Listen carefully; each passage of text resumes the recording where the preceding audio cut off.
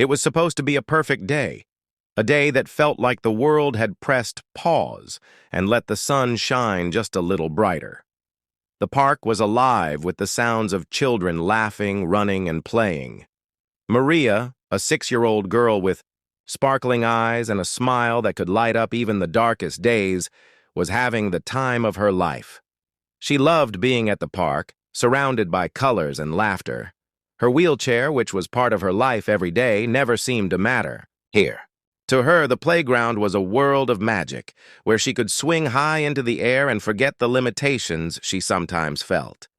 Sarah, her mother, sat nearby on the bench, watching Maria with an ever-present eye. She had learned over the years that Maria's joy came in waves, but the biggest joy of all was when she felt like everyone else.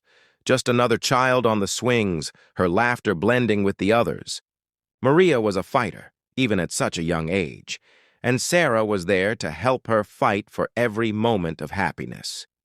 It was in the middle of this simple joy, as Maria squealed with delight from the swing, that everything changed. Sarah noticed her, a woman, standing a little too still, a little too long, staring. She had that look, the kind of look that always sent a chill down Sarah's spine. It was a look that judged, that calculated, that didn't care to understand. The woman was tall, with sharp features and an expression that seemed to cut through the air. The children around her played obliviously, but Sarah couldn't shake the feeling that this woman was watching Maria, not just as another person in the park, but as someone out of place. Maria, oblivious to the tension in the air, was swinging, higher now, her laughter ringing out. But Sarah could feel the woman's gaze on her back, cold and calculating. Then, without any warning, the woman started walking toward them, her steps purposeful, almost forceful. It was the kind of walk that made Sarah's stomach twist. The woman stopped right in front of Sarah and, without so much as a greeting, said, "She shouldn't be playing here." The words stung, cutting through the peaceful atmosphere like a blade. "This is for kids who can actually play. You're disturbing the others." Sarah blinked, stunned. It was the last thing she expected to hear. Maria, her daughter, was playing, her joy spilling out with each swing. What harm could there possibly be in that? But the woman didn't care to hear an explanation. "This park is for healthy kids," she continued, her voice sharp, as though she had all the right in the world to decide who belonged and who didn't. "She's just taking up space. Go somewhere else." Sarah stood up, a mix of anger and disbelief rising in her chest.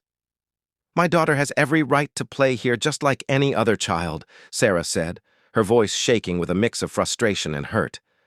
"She's not bothering anyone. Please, just let us be." But the woman wasn't listening. She wasn't even looking at Maria anymore. Her eyes were fixed solely on Sarah, as if she was the problem. "She doesn't belong here," the woman insisted, stepping, closer now, her voice rising. "You should take her home." Maria, hearing the tension, began to fidget in her seat. She didn't fully understand what was happening, but she could feel the change in the air. She looked from Sarah to the woman, her bright blue eyes wide and confused. And then she began to cry, the sound of her sobs mingling with the now silent park. It was a soft, confused cry. The kind of cry that comes when a child doesn't understand why someone is being so mean to them.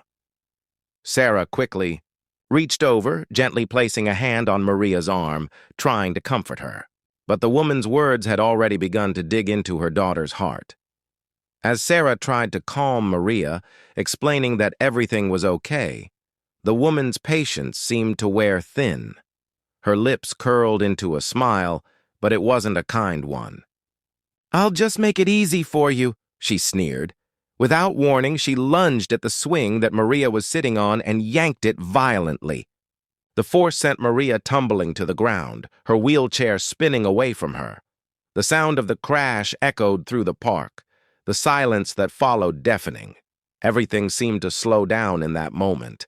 Sarah's heart skipped a beat. As she watched her daughter fall, her small body hitting the ground with a sickening thud. The world around her became a blur, and for a split second, she could hear nothing but the frantic pounding of her own heartbeat in her ears.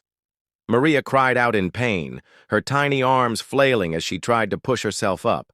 Sarah rushed to her, sighed, her hands trembling as she checked her daughter for injuries. "Maria, are you okay? Baby, please, talk to me," she cried, her voice thick with panic. But Maria couldn't answer. Her arm was bent at an unnatural angle, and the pain on her face was enough to break Sarah's heart. She knew instantly that something was seriously wrong. The woman stood there, unmoved, her eyes cold. "Well, she's out of the way now," she said, her voice still full of that same disdain. Then, without another word, she turned and walked off, as if nothing had happened, as if Maria's pain didn't matter in the least. Sarah, shaking with a mixture of fear and rage, cradled her daughter in her arms. The park, once so full of life and laughter, now felt like a cold and unforgiving place. Maria's cries pierced Sarah's heart. She had never felt so helpless in her life. This wasn't just an accident. This was intentional. This woman had hurt her daughter, and she wasn't going to get away with it. In a flash, Sarah's world shifted from peaceful to chaotic. She was no longer just a mother at a park. She was a mother fighting to protect her child from someone who thought they could hurt her without consequence, and she wasn't going to back down. This wasn't just about the swing or the park. This was about something much bigger. It was about standing up for her daughter and proving that no matter what anyone said, Maria had every right to be here, every right to play, every right to be a child. And Sarah was going to make sure that the woman who had hurt her daughter would never forget what she had done.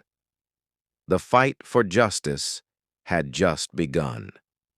The chaos unfolded like a nightmare, an intense blur of screams, confusion, and a feeling of helplessness that clung to the air.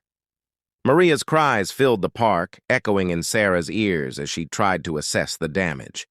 The scene seemed to freeze for a moment as Sarah knelt beside her daughter, her hands shaking as she carefully checked Maria's small, trembling body. The pain in her daughter's voice, the way Maria was clutching her arm, made Sarah's heart drop. It was immediately clear that something was terribly wrong. There was no denying it. The impact from the fall had been far worse than Sarah had first realized. "Maria, sweetheart, are you okay?" Sarah whispered desperately, her voice cracking as she ran her fingers gently over Maria's arm. The pain was evident in Maria's face, her wide, frightened eyes locked with her mother's. The tears streamed down Maria's cheeks, a mix of fear and confusion. The once lively park was now silent around them, every passerby frozen in place, watching the tragedy unfold. Sarah's stomach churned as she instinctively lifted Maria's arm, wincing as her daughter cried out louder. Her small arm was limp and unnatural, and Sarah knew deep down that it had to be broken. She gently cradled Maria in her arms, her voice soft and soothing as she tried to comfort her daughter despite the storm of emotions swirling within her. "Help!" Sarah screamed, her voice shaking with panic. "Someone help! My daughter's hurt!" A few parents and bystanders who had witnessed the fall rushed over, their expressions ranging from concern to shock. One woman knelt beside Sarah, placing a hand on Maria's shoulder as another man called for an ambulance. The park that had once been full of laughter now felt cold and heavy, every second dragging on as Sarah held her daughter close. Maria's screams were growing louder, the pain overwhelming her tiny body. Sarah fought back her own tears, trying to stay strong for Maria, even though her heart was breaking. She wanted to believe this was just a bad fall, but the way Maria was holding her arm and the way her body stiffened in pain told a different story. When the ambulance finally arrived, it was as if the world could breathe again, but only for a moment. The paramedics quickly assessed Maria, their movements swift and practiced, though Sarah could see the worry in their eyes. They spoke in calm, reassuring tones, but the urgency in their actions made it clear that things were more serious than anyone had anticipated. "Ma'am, we need to get her to the hospital," one of the paramedics said, gently placing a brace around Maria's neck. "Her arm seems to be fractured. We'll need to perform an X-ray." Sarah nodded, feeling the weight of every second that passed.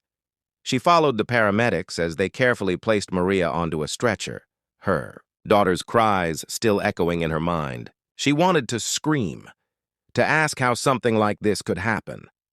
But she kept her composure, focusing on getting Maria the help she needed. As they loaded Maria into the ambulance, Sarah stole one last glance at the park. But the woman, Karen, was nowhere to be found. It was as if she had vanished into thin air, slipping away before anyone could ask her anything. Sarah felt a cold wave of anger rush over her. The woman had caused this pain, had caused her daughter to suffer, and she had just walked away without a second thought. The ride to the hospital felt like a lifetime. The flashing lights of the ambulance, the hum of the sirens, everything blended into a dull, monotonous sound in the background as Sarah's thoughts raced. She couldn't stop replaying the events. In her mind, the look in Karen's eyes as she stood there, unbothered by the chaos she had caused. How could someone be so cruel? How could someone look at a vulnerable child and think it was okay to harm them? When they arrived at the hospital, Maria was immediately taken for X-rays. Sarah, still in a state of shock, sat in the waiting room, unable to do anything but wait. She couldn't believe what had just happened. She had watched her daughter fall, watched as the woman's malicious actions turned a beautiful day into a nightmare, and now Maria was in pain, her arm broken in 2 places. The doctors soon confirmed the worst. Maria's arms were broken, fractured badly enough to require surgery. The news hit Sarah like a ton of bricks. It was one thing to see her daughter hurt, but to hear that her child would need surgery, that her tiny body would be cut open and fixed. It was a kind of pain Sarah couldn't put into words. She sat there in the sterile hospital room, her mind spinning, trying to come to terms with the reality that her daughter's life had been forever altered by the cruel actions of a stranger. But what happened next was something Sarah could never have prepared for. The hospital staff informed her that the authorities had been contacted and that a police report had been filed. She felt a flicker of hope. Finally, someone would listen. Finally, they would catch this woman, hold her accountable for what she had done. But when the police arrived, they delivered a blow that Sarah wasn't expecting. Karen Williams, the woman responsible for Maria's injury, had filed a counterclaim. Instead of showing any remorse, instead of apologizing or taking responsibility for her actions, Karen had accused Sarah of child endangerment. She claimed that Sarah was an unfit mother, that she had intentionally put Maria in harm's way by allowing her to play in the park. The accusations were wild, mind-boggling even. Sarah could hardly believe what she was hearing. Karen, the woman who had shoved Maria from the swing, was now trying to paint Sarah as the villain. The lie was so outrageous that it seemed almost impossible to fathom. Sarah had been a loving mother, doing everything she could to give her daughter the best life possible. But now, the woman who had hurt Maria was trying to make Sarah the one who was guilty. The more Sarah heard, the angrier she became.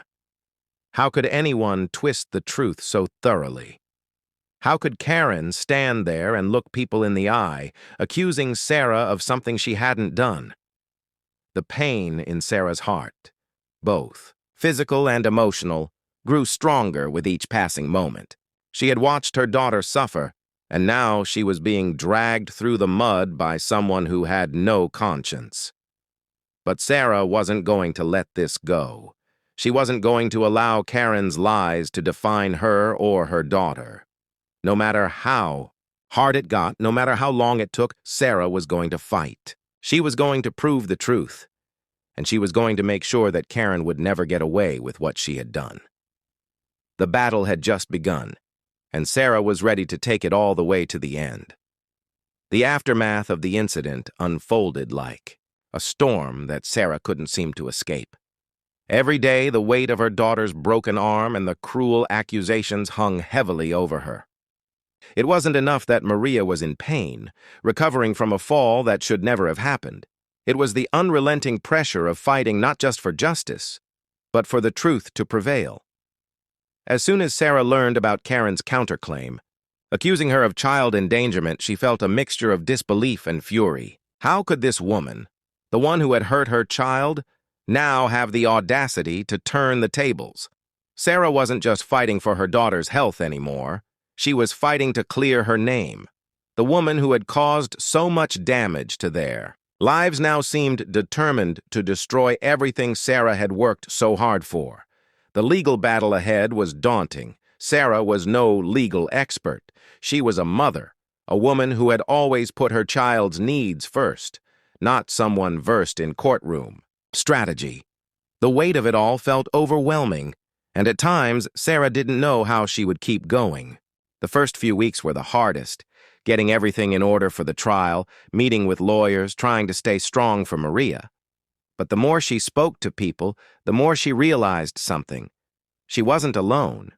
The community, the same people who had witnessed the event unfold at the park, began to rally behind Sarah. Parents who had been there that day, who had seen Karen's actions firsthand, stepped forward, eager to speak up. Statements poured in, telling a story that contradicted everything Karen had tried to say. They spoke about the way Karen had lunged at Maria, her unprovoked aggression, her complete disregard for the safety of a child. One mother, who had been sitting on a bench nearby, even recalled hearing Karen's words, "This park isn't for kids like her." That simple phrase was enough to make Sarah's blood boil, but it also gave her hope. The truth was on her side, and people were willing to back her up. But hope, no matter how much it surged within her, was tempered by the pressure of what was to come. The trial was looming. The media had caught wind of the case, and Sarah's life, once simple and quiet, was now being scrutinized by strangers. The fear of losing, of having her daughter's pain compounded by the public humiliation of a wrongful conviction, weighed heavily on her. It was time to get serious. With the help of friends and family, Sarah hired a lawyer, someone experienced in personal injury cases and, more importantly, someone who had seen cases like hers before. He was a seasoned professional, sharp and focused, but even he knew that this case was going to be a tough one. They would need to gather as much evidence as possible, speak to as many witnesses as they could, and leave no stone unturned. The process was exhausting. For hours on end, Sarah sat with her lawyer, combing through every detail of the incident. They reviewed the police reports, the hospital records, and the statements from the witnesses who had come forward. Sarah was determined to make sure that every piece of the puzzle fit together perfectly. She wasn't going to let Karen get away with this, not this time. She had to stay focused, even when the stress seemed too much to handle. During this period, Sarah also learned more about Karen, and the discovery was both shocking and revealing. Karen wasn't just some random person who happened to cross paths with them that day. No, Karen had a history, a long history. She had been known in the neighborhood for her aggressive behavior, for throwing tantrums when things didn't go her way. Neighbors had stories of her causing trouble at the local grocery store, yelling at other parents in the park, and even demanding special treatment at public events. Sarah's lawyer dug into this, and they found a pattern of entitlement that went back years. One particularly damning discovery came when they found a previous incident where Karen had threatened another family. It was a minor incident, a disagreement over parking spaces, but Karen's reaction had been explosive. She had escalated the situation, harassing the family with multiple phone calls and letters, claiming they had wronged her. It wasn't just the incident with Maria that showed her true nature. Karen had a history of creating chaos, of using her power to manipulate situations in her favor, no matter the cost. This new information shifted the dynamics of the case. It wasn't just about the incident in the park anymore. It was about showing the court that Karen's behavior wasn't an isolated event. It was a pattern of abusive actions, a disregard for others, and an entitlement that made her dangerous. With this evidence in hand, Sarah's lawyer began to feel more confident. But Sarah knew that this was just one part of the battle. The fight would be long, and it would be hard, but she had to push through. As the trial date neared, Sarah tried to stay strong for Maria. She could see the toll the situation was taking on her daughter. The physical pain of the broken arms was nothing compared to the emotional scars Maria was carrying. Maria had always been a joyful child, but the event at the park had left her shaken. Every time they passed the playground on the way home, Maria would flinch. She wouldn't go near swings anymore, even though she had once loved them. The confidence she once had was replaced by fear, and Sarah knew that it wasn't just the physical injury that had hurt her. It was the cruelty of the situation. Sarah tried to keep life as normal as possible for Maria. They focused on her recovery, on physical therapy, and on regaining the confidence she had lost. But Sarah knew that something had been broken in her daughter, something that would take time to heal. And as much as she wanted to take away her daughter's pain, Sarah knew that the road to healing was not just about physical recovery. It was about fighting for justice. When the trial finally began, Sarah stood in the courtroom, facing Karen for the first time since the incident. Karen sat across the room, her arms crossed, her face impassive. It was as if she was a stranger to the situation, as if she had no idea of the pain she had caused. The tension in the courtroom was palpable. Sarah's heart was racing. This was it, the moment when the truth would be told. This was the moment when she would fight not just for her daughter, but for every child who had ever been mistreated, every mother who had been silenced. The first few hours of the trial were a blur. Sarah listened as witnesses gave their testimonies, each one painting a picture of what had really happened that day. The statements from the people who had been there were clear, consistent, and powerful. Karen's lies were starting to unravel. But Sarah knew that the real battle lay ahead. The defense would fight back. They would try to paint her as an unfit mother. They would try to make Sarah the villain. But Sarah was ready. She wasn't just fighting for her daughter anymore. She was fighting for the truth. And truth, she believed, always came to light in the end. The trial had been a marathon of emotions, arguments, and surprises, but it was during the final days that Sarah began to feel the weight of hope pressing against her chest. The courtroom was tense, the air thick with anticipation. It had been weeks of legal wrangling, of lawyers speaking, in language that felt foreign to Sarah, but she could feel the truth pulling her forward. Every witness that stood up to speak, every shred of evidence that her lawyer presented, added to the growing sense that justice was on the horizon. The turning point came when Sarah's lawyer, after painstaking hours of preparation, presented a series of documents and testimonies that painted a damning picture of Karen's past behavior. It turned out that Karen Williams wasn't just a single instance of rage unleashed on an innocent child.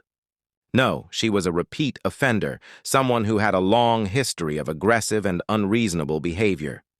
Witnesses came forward, one after another, describing incidents where Karen had lashed out at children in the park, yelled at other parents, and made unjust demands at local businesses.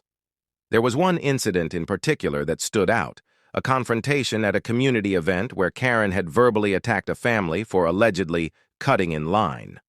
That confrontation, much like the one with Maria, had escalated unnecessarily, with Karen throwing a fit in front of the children. Another parent spoke of how Karen had once angrily demanded that the park be reserved for her child, citing her own wealth and status as reasons why the public space should be off-limits to others. With each new story, the image of Karen as a woman with a temper, someone who refused to be challenged and had no regard for others, became clearer. Sarah's lawyer was methodical, presenting Karen's history in a way that was impossible to ignore. It wasn't just an isolated incident, it was part of a broader pattern of behavior that showed Karen's true nature. Her actions weren't those of someone who had made a mistake in a moment of stress. They were the actions of a person who believed that the world existed to serve her. As the days passed, the jury began to shift in their perception of Karen. They could no longer view her as a one-time outlier in a calm world. They saw her for what she truly was, someone who thought she was entitled to control the lives and well-being of others without consequence. The case against her was becoming more than just about the incident at the park. It was about holding a person like Karen accountable for the damage she caused over and over again. Then came the moment that would change everything. Sarah was called to the stand. It was an emotionally charged moment for Sarah. She had been sitting in the courtroom for weeks, hearing the facts and figures, the legal jargon, and the statements of witnesses. But this was her time to speak, to tell her story. Sarah knew that the courtroom had to understand not just what had happened in the park, but the pain her daughter had endured, physically, emotionally, and psychologically. She wasn't just telling them what had occurred, she was telling them what it had cost her family. With steady hands, Sarah took the stand. She looked out at the room full of faces, some sympathetic, some skeptical. Her heart raced, but she focused on her daughter's face in her mind. Maria's soft eyes, her joyful laugh, her vulnerability, those were the reasons Sarah was standing there, telling the truth. On that day, Sarah began, her voice steady but filled with emotion, I was just a mother watching her daughter enjoy something so simple, so pure, that I thought nothing could hurt her. And then the woman, Karen, came up to us and everything changed. Sarah recounted the moments leading up to the incident, the shocking aggression in Karen's voice and the cruelty in her eyes. She told them about how Maria was flung from the swing and how she had immediately known something was wrong. But it wasn't just Maria's arm that had been broken that day. It was the trust, the sense of safety that any child should feel in a public space. My daughter, she wasn't just hurt physically. She was scared. She doesn't understand why this woman wanted to hurt her, and I don't either. She paused for a moment, gathering herself. The weight of the words, the truth of the situation, seemed to hang in the air. The room was silent, and Sarah could feel the shift happening. The jury was no longer just hearing facts. They were hearing a mother's pain. As Sarah spoke, she couldn't help but think of Maria, sitting at home, recovering from her surgery, asking when she could go back to the park. The park had once been a place of wonder for her daughter, but now it was a reminder of the cruelty that could exist in the world. Sarah knew that Maria would heal physically, but she also knew that it would take time for her daughter to trust again. That's why she had to fight. It wasn't just for justice. It was for Maria's future, for the safety of all children who deserved to be free from fear. By the time Sarah finished her testimony, there wasn't a dry eye in the courtroom. Her words had resonated, and her strength had been undeniable. She wasn't just a mother on trial. She was a woman standing up for what was right, for her child, for every parent who had ever feared that their child might be hurt for no reason at all. The closing arguments came soon after. Sarah's lawyer was firm and persuasive, while Karen's defense tried to undermine Sarah's credibility. They attempted to paint her as a mother who had somehow allowed her daughter to be put in harm's way. But the weight of the evidence, the strength of Sarah's testimony, and the undeniable truth that Karen had acted recklessly with no regard for Maria's safety could not be ignored. The jury deliberated for several hours, but Sarah could feel the tension lift in her chest as they began to return. She had given everything she had, and now it was in their hands. The judge returned to the courtroom and delivered the verdict.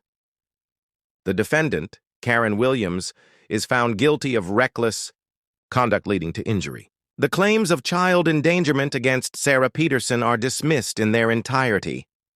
The words felt like a balm to Sarah's soul. She had done it. She had fought for her daughter's safety, and now Karen would finally face the consequences of her actions.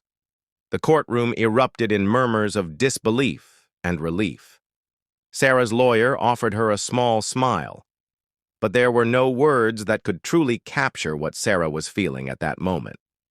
She had won, not just for herself, but for Maria, for justice, and for the truth.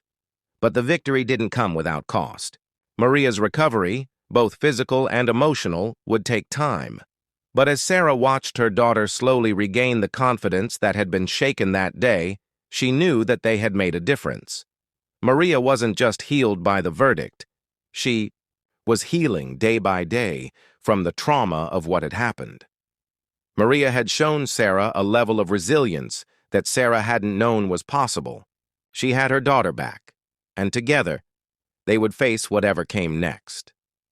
Sarah had been the shield Maria needed, and Maria had been the strength Sarah didn't even know she had.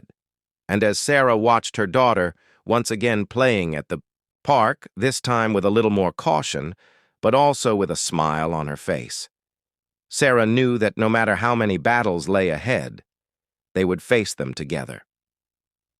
The world may have tried to break them, but the truth had set them free. Sarah's journey for justice is proof that even in the darkest moments, the truth can shine through. If you've ever faced injustice, don't stay silent. Share your story, speak your truth. Join us at the HOA Stories to learn more about the power of standing up for what's right. Subscribe now and be part of the movement.